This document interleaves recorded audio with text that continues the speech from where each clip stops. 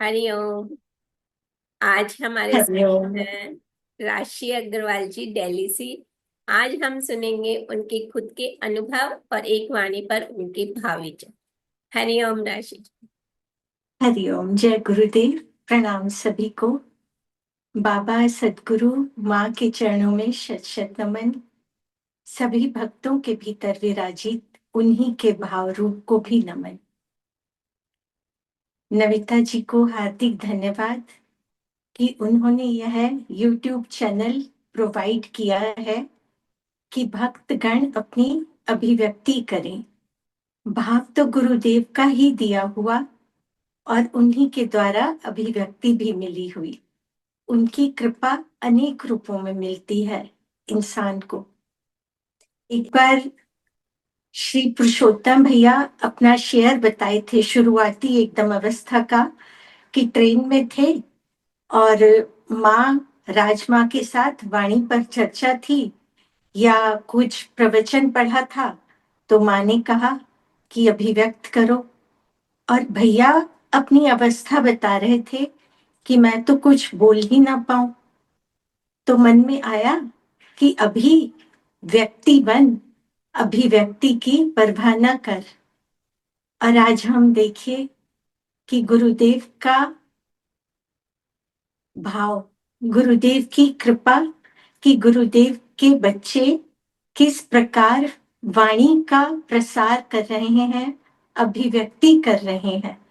यानी उन्होंने व्यक्ति तो बना दिया, साथ में अभिव्यक्ति भी दे दी।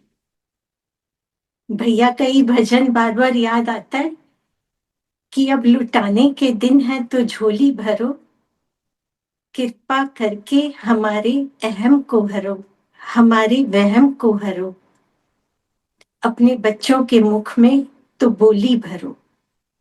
और उन्हीं की कृपा से यह बोली भर पाती है, नहीं तो कहाँ थी बोली। गूंगे ही थे, रोते हुए आए थे और ऐसे ही रोते गाते चले भी जाते। कहा गया कि एक वाणी का आपको भी भाव अभिव्यक्त करना है। सोचने लगा मन कि कौन सी वाणी। पूछा कि आप देंगे, तो बोले कि नहीं, अभी फर्स्ट राउंड है, एज पर योर कंफर्ट, अपनी चॉइस से आप ले लो। और सारी वाणी एक से बढ़कर एक, परंतु अपनी क्या बिसात की दो शब्द कह पाए। गुरु की कृपा से गुरु ही बोलता है, आधार बच्चों का ले लेते हैं। और खोली भाव ने झड़ी तो वाणी सामने आई, ज्ञान की वाणी।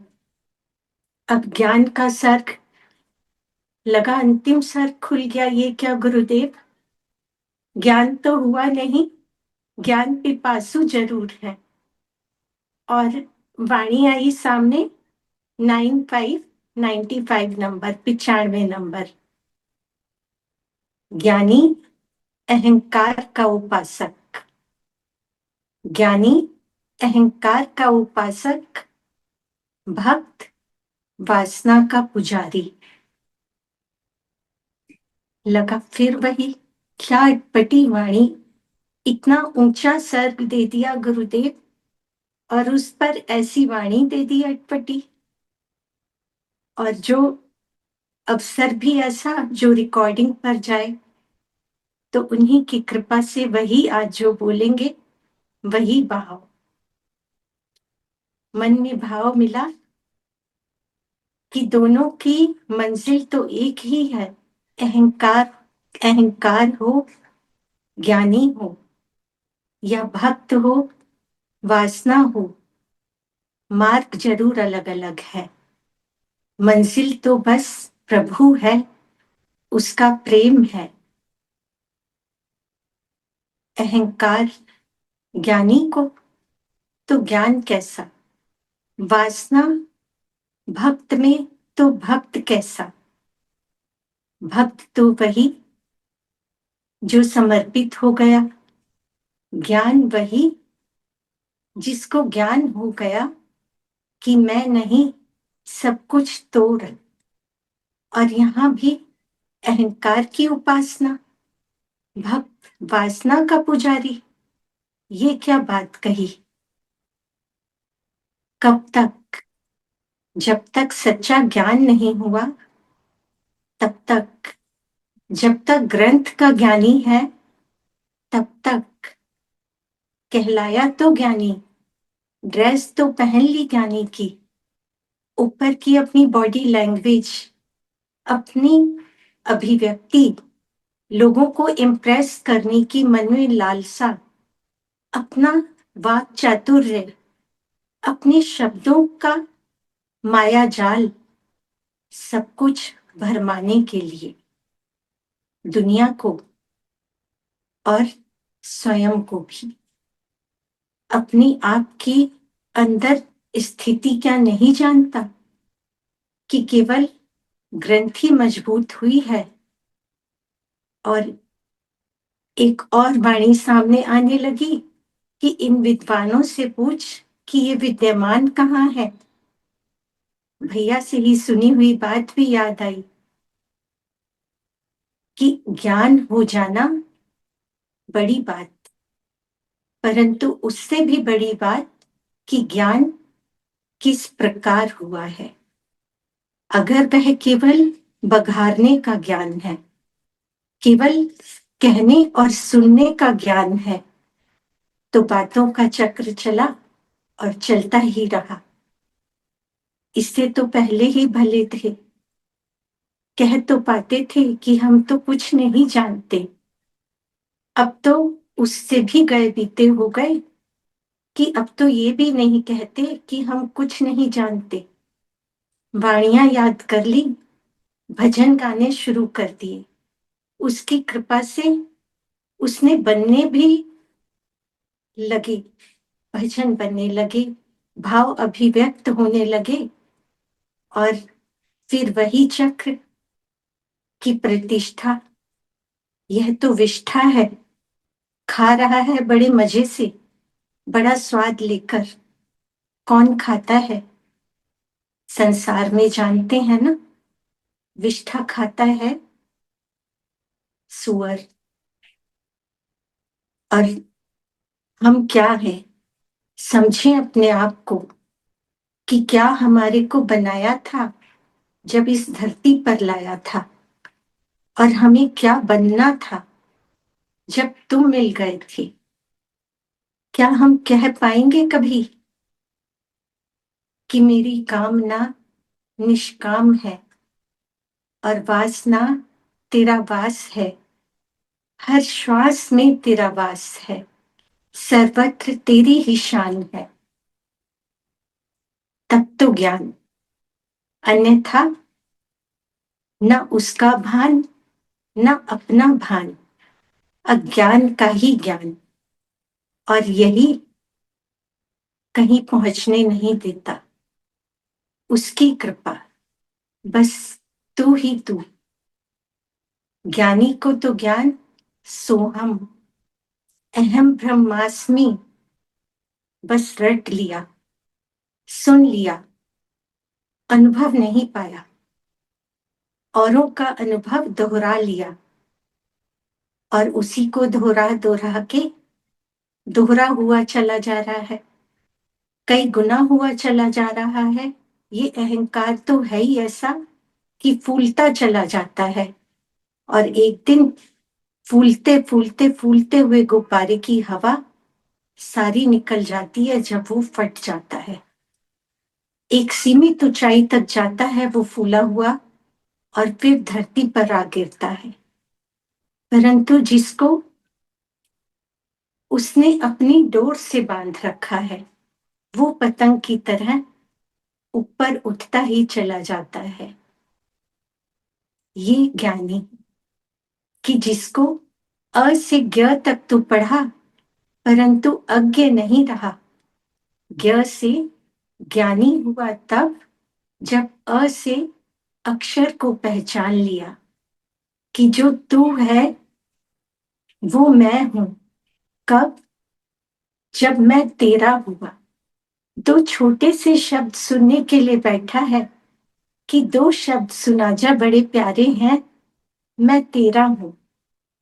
मैं तो कब से कह रहा हूं कि तू मेरा है, अब तो तू भी कहे कि मैं तेरा हूं। माँ तरसती है बच्चे के मुंह से दो बोल सुनने के लिए, पहला शब्द उसके मुंह से सुनने के लिए कि वो माँ कह दे। माँ तो बन गई, परंतु बच्चे के मुख से सुनना चाहती है तो निहाल हो पाती है। ऐसा ही है हमारा बाबा। तब ज्ञानी अहंकार का उपासक न रहेगा। उपासना सफल होगी जब उसके निकट बैठेगा, हृदय से निकट बैठेगा, केवल देह से नहीं। उपासना का तो अर्थ ही यह है कि उप, निकट और आसन स्थित हो जाना। हमारे अंदर के मन, बुद्धि, चित्त, अहंकार का तो हम जानते ही नहीं। इतना सूक्ष्म अहंकार जिसका हमारे को भान ही नहीं होता और वह पल पल पलता रहता है। किसी के जरा से बड़ाई के लिए तरसता है, वैलिडेशन चाहता है दुनिया से। और जब उपासना का अर्थ जान लिया तो कहाँ उपासना, कहाँ उपासक, कहाँ ज्ञान, कहाँ ज्ञानी, कहाँ ज्ञाता, सब तो एक हो गए। त्रिकुटी दो हुई और दो, भक्त और ज्ञानी एक हो गए। एक है तो किसकी वासना, किसका अहंकार, अब प्रदर्शन किसका करेगा जब कोई है ही नहीं देखने वाला। दो थे, तीन थे, सड़क पर भीड़ थी, तब तक अहंकार का प्रदर्शन था। जब अंदर आया, शनै शनै दर पर आया तो दर्शन हुआ, दर्पण हुआ मन, तो दिखा अपना आपा, अपने अंदर का कि क्या चल रहा है मेरे अंदर। अभी भी ऊपर के तल्ले पर चढ़कर भी कभी मन में आया, कभी बुद्धि में आया, लेकिन फिर भाग भाग कर सड़क पर आया। ये जो अहंकार तीसरे तल्ले पर रहने वाला कुछ भी तो स्थित नहीं रहने देता। यथा स्थिति कोई भी वस्तु नहीं, न मन अपने तल पर, न बुद्धि अपने तल पर। सब भाग भाग कर सड़क छाप हुए जाते हैं उस प्रदर्शन में, अपने आप को दिखाने में। मैं करता जाता है और मैं का बकरा एक दिन हलाल हो जाता है। और भक्त, भक्त को वासना का पुजारी, ये कैसी अटपटी वाणी। तुम्हारी भक्ति कर रहा हूं, क्या करूं तुम ही बता दो। ज्ञानी भी नहीं हो पा रहा और अब भक्त भी नहीं। वासना, एक वासना ऐसी भी कि जब और वासनाएं तो छूटी, व्यक्तियों की छूटी, वस्तुओं की छूटी, परंतु अब वासना ने बड़ा खेल दिखाया, बड़ा रूप लिया कि मुझे अब मुक्ति चाहिए। मुक्ति की भी वासना। तो कहा, संत से सुना हुआ कि यह इच्छा भी छोड़ दे, मोक्ष की इच्छा भी छोड़ दे, यह भी तेरी वासना है। उसका वास ना हो पाएगा फिर। कैसे कहेगा कि सर्वत्र तेरी ही शान है। जाही विधि राखो राम, ताही विधि रहूंगा, तेरी रजा में राजी रहूंगा। शुरुआत में तो बुद्धि से स्वीकारा था कि जिसने कल माता के स्तनों में दूध देकर मेरा पालन किया था, आज मेरे बच्चों का पालन मेरे द्वारा करवाया, क्या वो कल नहीं होगा? जिसने आज तक किया, क्या वो कल नहीं करेगा? ये तो बुद्धि के स्तर पर माना था, और अब वासना रह गई। तो नेक्स्ट स्टेप की सहज मान लेता है मन, कि जो कुछ है सो तू ही तू, बस तू ही तू, एक मैं और एक तू नहीं, तुमसे भी आगे, हमसे भी आगे, बस तू ही तू, कि मेरी वासना तेरा वास है। जित बिठाए तित बैठूं, जो खिलाए सो खाऊं, बेचे तो बिक जाऊं। हम तो खुद ही मोल भाव करते रहते हैं, कहाँ बिक पाते हैं। सोचते हैं ऊंचे से ऊंचा दाम लगाए दुनिया, कीमत करे हमारी, और यही सोचते रहते हैं। परंतु रहीमन हीरा कब कहे लाख टका मेरा मोल। भले ही उसे गधे के गले में पहना दे धोबी, या एक सब्जी वाले को 1 किलो आलू के बदले बेच आए, रहीमन हीरा कब कहे। ये वासना में वास तो तब, कि तुम चाहो तो गधे के गले में पहना दो, तुम चाहो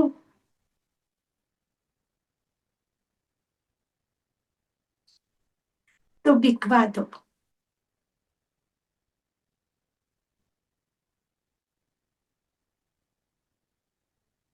तुमने खरीद कर मुझे अनमोल कर दिया, कोई पूछता न था जब तक बिका न था। अब न रहा अहंकार, न रही वासना, न रहा ज्ञानी, न रहा भक्त। जो तुम चाहो और न चाहो, मिटाया मुझको मेरे होने ने। न मैं होता तो क्या होता, न मैं होता तो तू होता। तेरा प्यार होता, तेरा वास होता। भैया के भजन बार बार बस अपने अंदर बजते हैं, और दिशा भी दिखाते हैं, और बाबा और गुरुदेव की कृपा, उनके ग्रहण के, बस उनकी क्या कह सकते हैं हम। जितना वो कहलवाते हैं, कहकर वाणी मूक हो जाती है। पता चल जाती है अपनी औकात, कि बोलते हो तुम, और जिसने मांगा उसने पाया। बार बार सुना है भैया से कि वो चाह देखता है, वो चाह देखता है। जहां चाहा वहां रहा, चाहा ही नहीं तो पाएंगे कहां से। चाहा दुनिया को, दुनिया मिली। चाहा था सुख आराम को, तो वो भी मिले। लेकिन जिस दिन तुझे चाहेंगे, कौन कह पाता है कि भूखा आए रोटी का और मांग ले प्रभु को। वही विवेकानंद हो जाता है। पीछे गुरु बैठा है ना, गुरु ने कहा जा मांग ले, वो बैठा देने वाला, मेरे से क्या मांगता है। परंतु प्रार्थना करता रहा अंदर ही अंदर, कि माँ ऐसी कृपा करना, 2 दिन का भूखा आया है, कहीं रोटी ना मांग ले। ये गुरु कृपा है। और ऐसी कृपा का अनुभव किसने नहीं किया है। हम सब ने किया है, हम सब जानते हैं, हम सब पहचानते नहीं हैं।